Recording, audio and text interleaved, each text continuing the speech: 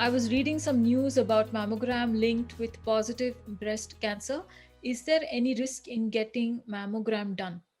Yeah. So basically, Rini, mammogram is low dose radiation, right? So there's always a conflicting data. So some research say that in the long run, being exposed to every year mammogram, because breast tissues are very soft and delicate, so it may also lead to breast cancer. But that risk, I would always say that we should always negate, what is more important, because until and unless we do a mammogram, we won't be able to detect the cancer early, which is more fatal than thinking of the risk that constant exposure can lead to, because that is very insignificant too, because the research is still going on. There is a conflicting result. But I would say this, that if you know you have dense breast, then instead of going for the mammogram, you can go for ultrasound, which doesn't have the radiation, what you are thinking about. So because if you're having those doubts in your mind, I always say that, because in addition to the mammogram, anyways, we have to do the ultrasound. For the follow-up, you can go for the ultrasound to be on the safe side if you are thinking that, this is a concern for you. But the first time you definitely should go for the mammogram, and especially the 3D mammogram. But additionally, you can do the ultrasound. Awesome. Thank you for that, Dr. Lopa. I have a borderline osteoarthritis. How much increased risk factor can that be, and how should I manage it with lifestyle changes?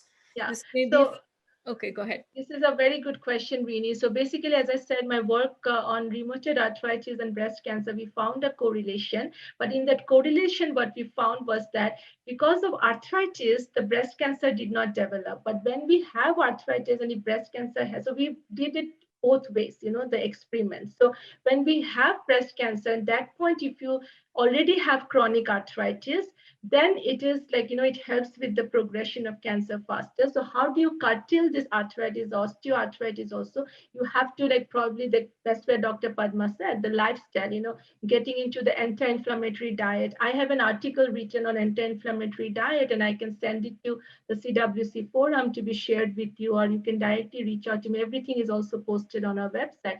So looking into the diet part, rich anti-inflammatory diet, where berries and all the other products that Dr. Padma mentioned, and of course I always say that turmeric with the curcumin byproduct with the pepper plays an important role. Then garlic, fresh garlic in the diet, and those things are important. Plus exercise will really help to curtail the inflammation, and then like boost the immune system. So these are the different lifestyle changes you can make, which will be very helpful. What is the diet for preventing cancer or reversing it at the beginning of pre-cancer? Loma Linda University did, they followed, I think, close to 100,000 people or 90,000 people. These were all Seventh-day Adventists. And Seventh-day Adventists are really, very health conscious. They exercise, they eat right, etc. So they did a long-term study. It's called Health something. Anyway, it's by Loma Linda University of Seventh-day Adventists. And so they divided these thousands of patients into three categories. One was on their usual diet. The other one was a vegetarian diet. They were vegetarians. And the third group was vegans. And what they found out was the vegetarians had lower levels of any intestinal cancer, which means it starts from your gastrointestinal, it starts from your oral cavity all the way down to your rectum. So any of that, they had less of the vegetarians, whereas the vegans had total overall lower risk of cancers. So what is the best diet? I guess vegan diet. But at least what we can do is reduce red meat intake, eat mostly organic, and do all the other things. Eat cruciferous vegetables and garlic, onions. One thing about garlic, eating garlic, is we tend to overcook garlic and onion. We put it in stuff and then we boil it, and we shouldn't really do that, because like garlic has this enzyme called allisinase that converts the compound, the parent compound called alliin to allicin, which is the effective anti-inflammatory cancer protecting compound. So if you boil or cook the garlic, you are destroying the allisinase enzyme. So if you want to use garlic, which you should chop it, leave it outside for 15, 20 minutes. So this allicinase will convert the allicin to allicin. So that's a little bit more stable compound. And then lightly saute or add it at the end of your cooking. And similarly with onion, instead of chopping and doing the masala and boiling everything, and putting everything in the Instapot, you really are not going to get your nutrients. The other thing about cruciferous vegetables too, they have the myrosinase enzyme, and it will be destroyed if it's overcooked. So steaming gently, cooking gently with these sensitive vegetables, and that is the best way of preventing, having proper foods, avoiding damaging foods, being mostly vegan, and eating our healthy foods in a less traumatic, less cooked form. Right. Long-winded answer. Yes, I think that was a very comprehensive answer. You summarized these important issues several times during this webinar. Dr. Padma, thank you for that. It is etched in our minds. Thank you so much. I have, with that, the next question.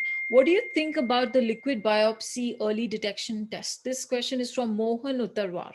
Yeah, so very good question, Mohan. So the liquid biopsy test, I myself worked on it for many years.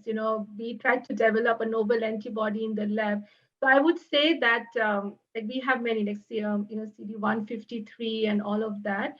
Uh, so I wouldn't go that for the screening yet for breast cancer, because many times we have seen that false positive or false negative with the liquid biopsy, because the sensitivity and the specificity is not like 90 to 100% yet. So that's why, but liquid biopsy, like, these molecular markers work that, for example, if we have one marker, which we know that we have cancer, we are trying to detect it, it's coming as upregulated, then we are going through the treatment, we are checking the marker again. This becomes a parameter, like, okay, if the, our condition, our cancer situation is working or not. So that way, if the treatment is responding or not. At that point, I would say is very important. But for screening purpose, there are many liquid biopsy tests. I myself worked on it, so I always want to be very transparent and say that there are tests, but they are not 100% specific and sensitive. So with cancer, we cannot take the risk. So it's better to go for the screening and then for the biopsy till we have something which is very specific, which gives us the 100% confidence in future. Right. That is great advice. Do not compromise on testing. Do not compromise on early, adoption of techniques, for prevention and for detection. So great advice. There are two questions related to, dense breasts here. I'm going to combine them. One is, if you go for 3D mammogram for dense breasts, and if it comes negative, do you still recommend ultrasound? The second question is chronic endometriosis along with extremely dense breast tissue, but no family history, associated with increased risk of ovarian cancer? So basically, 3D mammogram is to identify if there is any lump or not, right? So if we know we have dense breast, then you can, in India, a lot of times what we do is we suggest, okay, just go for an ultrasound as a follow-up. In the US, that's not applicable. Like, for example, I myself have severe dense breast. Each time I have to go for a 3D mammogram because the insurance covers that, or mammogram. And then after 2-3 times, then finally I'm doing an ultrasound, which I keep saying that why can't we just do an ultrasound? Because I know that finally I'm going to do that. So because of the insurance policies, I'm facing these challenges. That's where the healthcare change policy that I was talking about that I'm trying to work through. But if you're in another country, then talk to the doctor and then tell them that I already have dense breast. Do you think I should do a follow-up mammogram, or ultrasound should be enough? So I leave it to the discrepancy of your attending physician, because he will or she will do the clinical breast exam. But for screening purposes, many times now in India, what happens is many places mammogram machine itself is not there or it doesn't work. So ultrasound is of course a better option. So you can definitely go ahead and do that. Great. And the question about is chronic Endo- And yeah. Endometriosis, right? So yeah, very good question. So endometriosis, lot of time study is going on that it doesn't have a correlation with ovarian cancer. I myself, I'm a victim of stage 4 endometriosis. So I'm still fingers crossed. So I did a lot of reading on that. And it says that we will not die of endometriosis, but we will suffer throughout, because of the scar tissue formation. So a lot of research is going on. It's still conflicting, but I would say that many times, if you go to the doctor, they may give you a lot of hormones to stop your period, because that point the scar tissue will become shrink. It will shrink, and it's basically that's another way of treatment. But I totally leave it up to you whether you want to do that, or menopause is the best way. You finally recover from endometriosis because that developed during the time of the period. But there's not much correlation, and I haven't read anywhere with the dense breast and the endometriosis and ovarian cancer. So if I haven't read it, or I do not know, so I don't want to comment on it. But with ovarian cancer, again, it's a conflicting data, but a lot of times they say there's no correlation. But hyperplasia is important. You should go and check with your ovary and uterus, because when you have endometriosis, I always advise that please do an ultrasound every year of your ovary, so that you keep a check of anything going on, then of your, like the uterine uterus and all of that. So that is important. So do an annual ultrasound.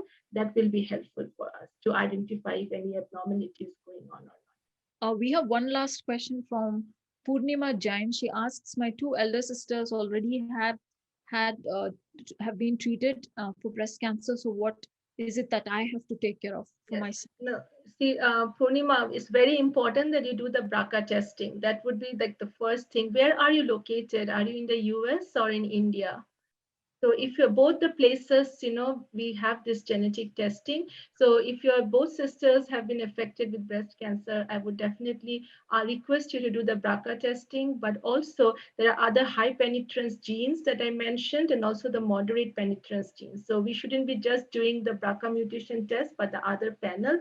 And anytime once you do the testing, I'm always there to make you understand the report and analyze and help you what to do next. Based on your test, we can decide what preventative measures we can take.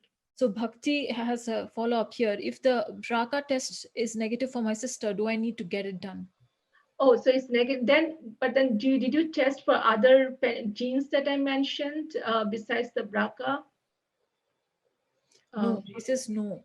Okay, so probably there is a panel, and we can talk offline, or you can talk to your doctor that if you can do the full panel of the genetic testing. Because if both sisters are having, I'm a little concerned that that cannot be a coincidence, that both sisters are having breast cancer. So please ask them to do the panel, or you can do the panel. So that way, if yours come positive, you get an answer that maybe theirs may be positive for some other genetic mutation too. Yeah, to err on the side of safety.